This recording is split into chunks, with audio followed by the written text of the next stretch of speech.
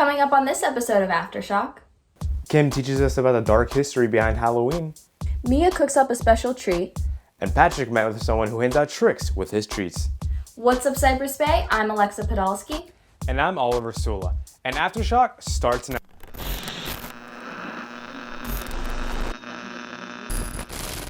Oh, you thought you could escape from me? Well, you can't. Aftershock is now mine! No, not this time.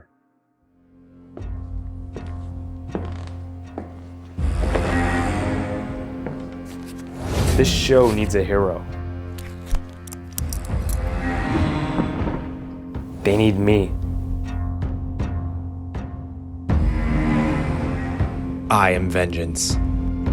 I am the night. I am Batman.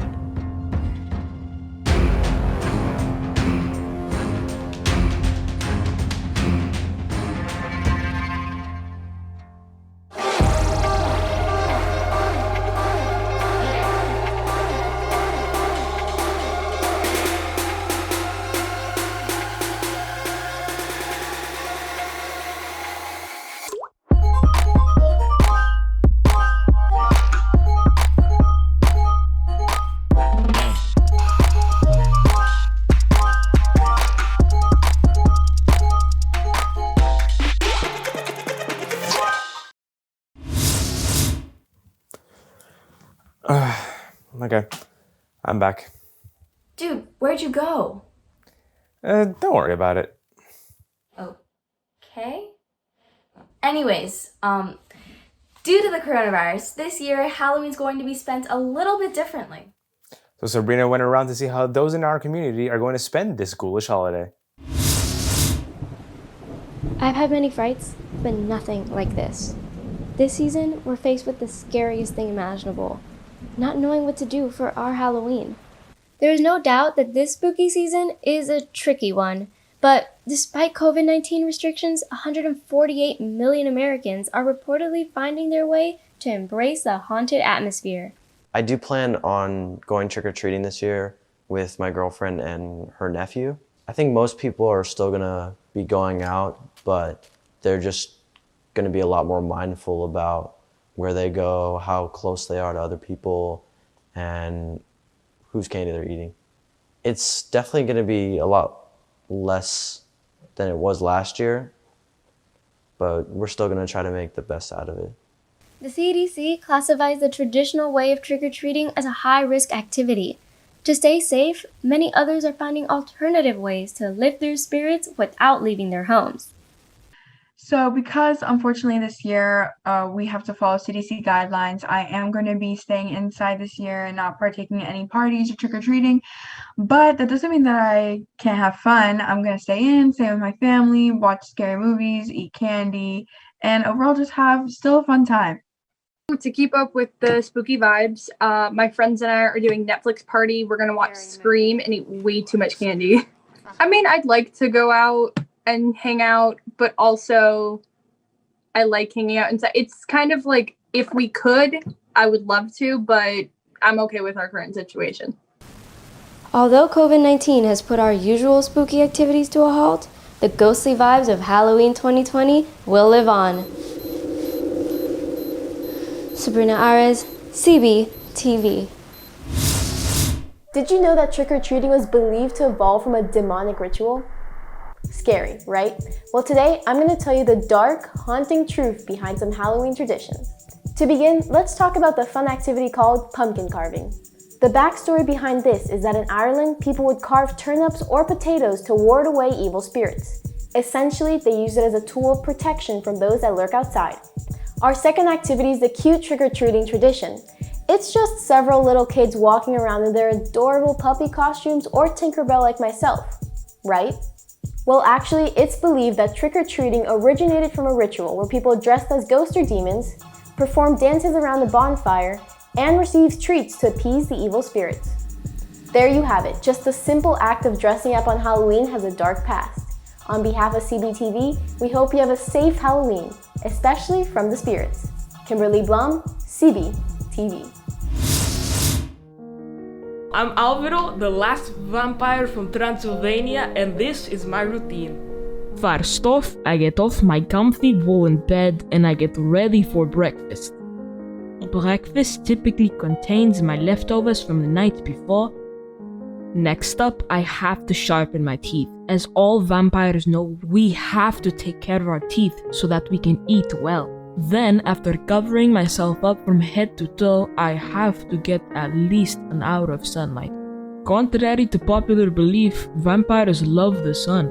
Finally, to end the night, I either watch Nosferatu in honor of my late grandfather, or I watch my favorite comedy movie, Click. Then I go back to bed and rinse and repeat because vampire's life is very boring. Except of course, when we kill you. Spiders are by far the scariest Halloween decoration. What about as a cookie? I guess that's fine. Here's Mia with this week's teen cuisine. Hey guys, I'm Mia Batista, and on this spooky episode, I'll be showing you how to make these spider cookies.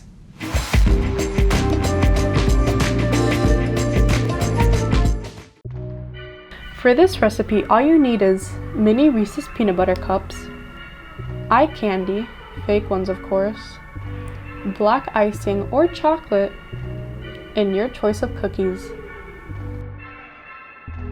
Place your cookies on your pan. Space them out at least an inch apart. Place in the oven at 325 for 15 minutes.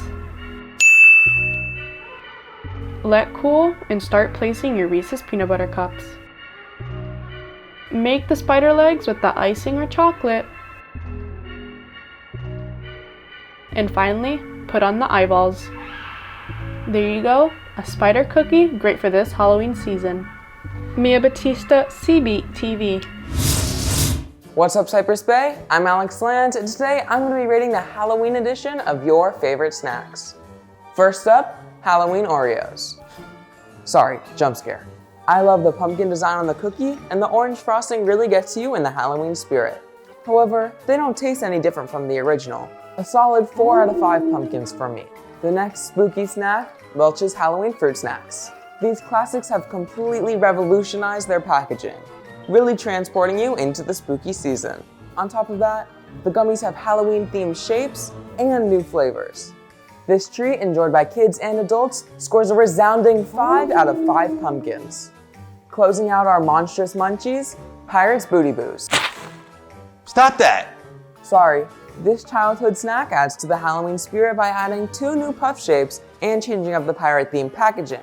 But they don't change the original flavor. This earns Pirate Booty Boos a 3 out of 5 pumpkins from me. That's all for my list of Halloween-themed snacks. Have a good Halloween, Cypress Bay. Alex Land, CBTV. You got any ideas for a costume this year? Yeah, why don't you just be like a ghost or something this year? Well, the issue is I'm trying to find something special, you know? Here, I think I know what you want. Alright, how about a sandal? I think that's a bit too special. Santa Claus. That's the wrong holiday. A robot? Sounds boring.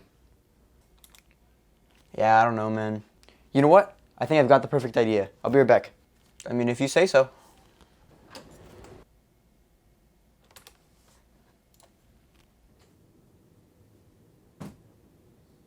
Really?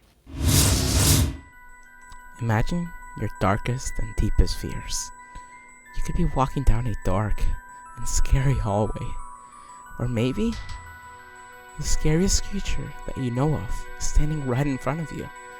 Or scariest of all, you're submitting an assignment and before 11:59 p.m. I think we know what all these are. Absolute nightmares. But what even are nightmares? Well, we can all agree on one thing. Nightmares are the scary versions of dreams.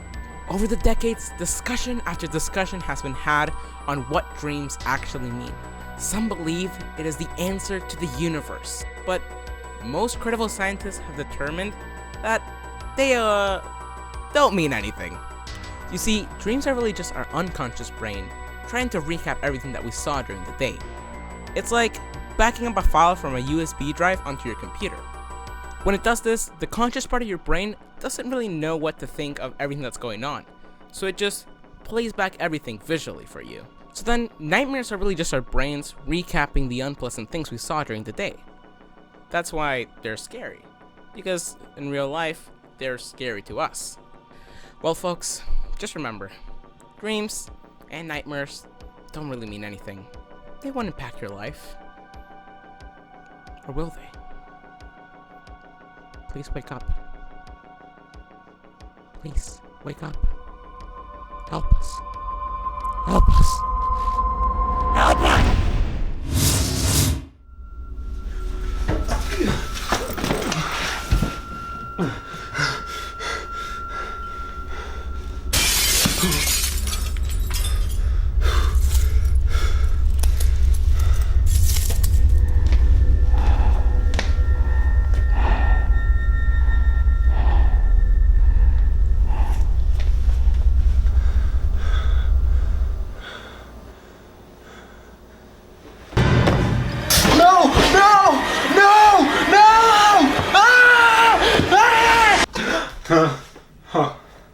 Tyler, you still listening?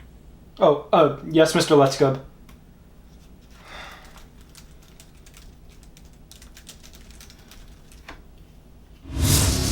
Here's Sebastian with this week's sports.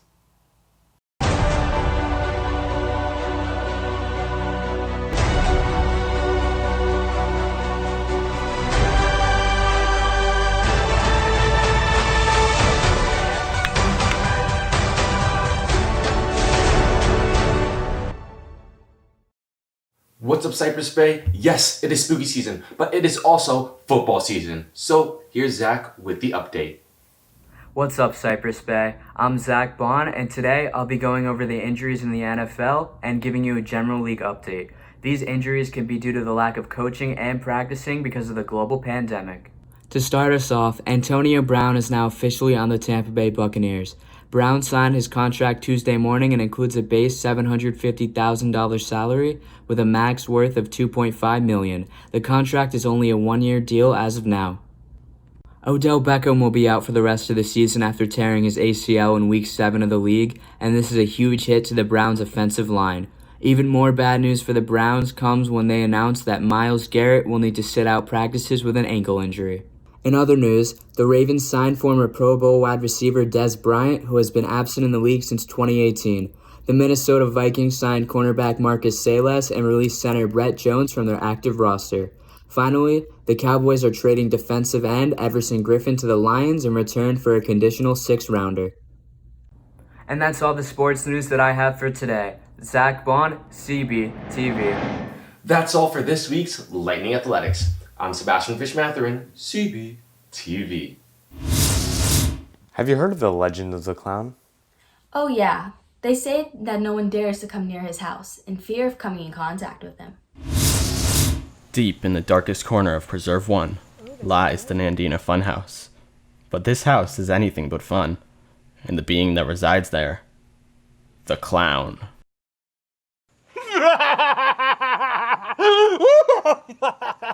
10 years ago, went to a little Halloween gathering with some friends, and I needed something, and they didn't have anything. So I went out, I saw this cheap mask right here, $8 at Halloween Pizzazz or whatever it was called, and that was it. The clown was born, threw it all together, boom, bing, bam, scared everybody to death. I didn't know.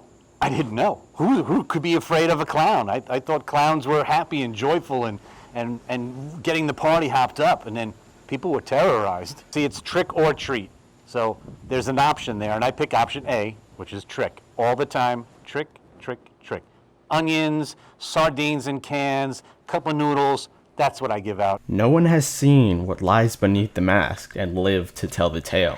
See, I'm a real upstanding member of society, a man of the arts. You know, I'm someone that enjoys the fine things, the fine dining, great bottle of wine with dinner. I could run for mayor of this town and do just fine. It's about putting on the show. If you're going to put on the show, put on the show. So that's why we build a lot of the stuff that you see by hand, chopping up wood and wire and screwing it all together. It's an extra level and layer of creepiness that just makes people pause just a little bit. These kids have been cooped up. I've been cooped up. That makes a person get a little squirrely in the head, you know what I'm saying? Yeah, so they're gonna come out. They're gonna come out in droves. They're gonna come out, and it's gonna be a raucous, fun, entertaining night of horror and tricks. Tricks. Though Halloween looks different this year, the clown spirit is one of the many reasons the holiday is being kept alive. Patrick Lober, CBTV.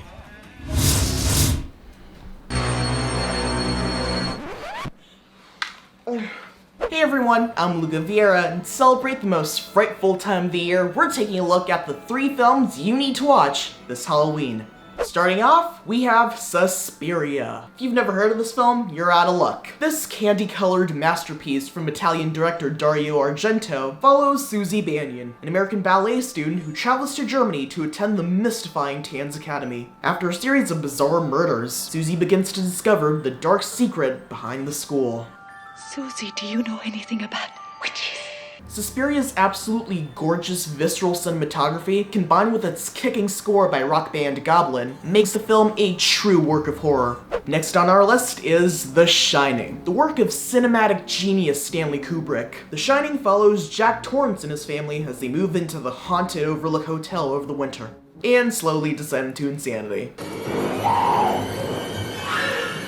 Here's Johnny!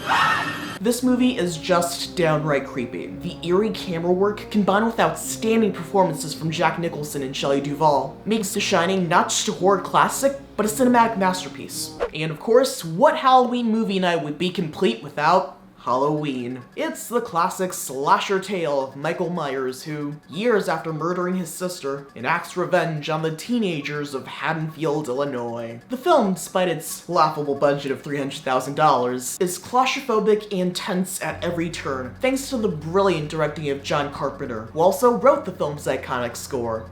That's all the spook I've got for today. I'm Luca Vieira, CBTV.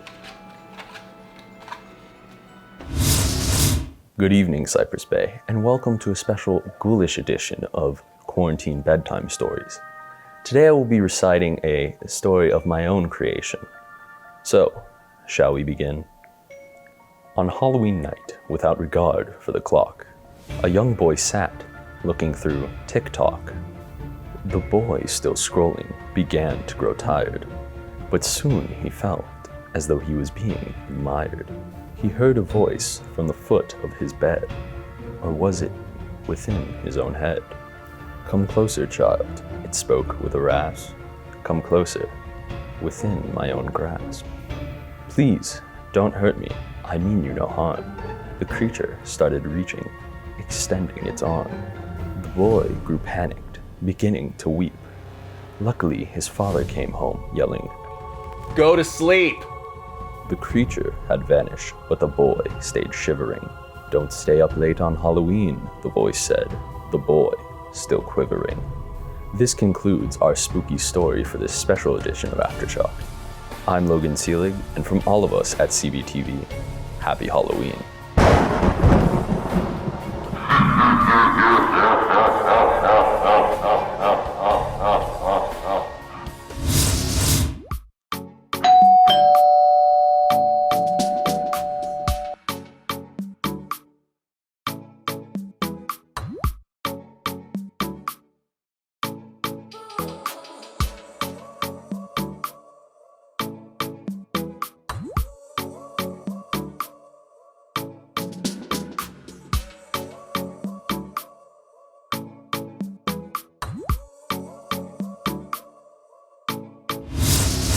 That's all for this Halloween edition of Aftershock.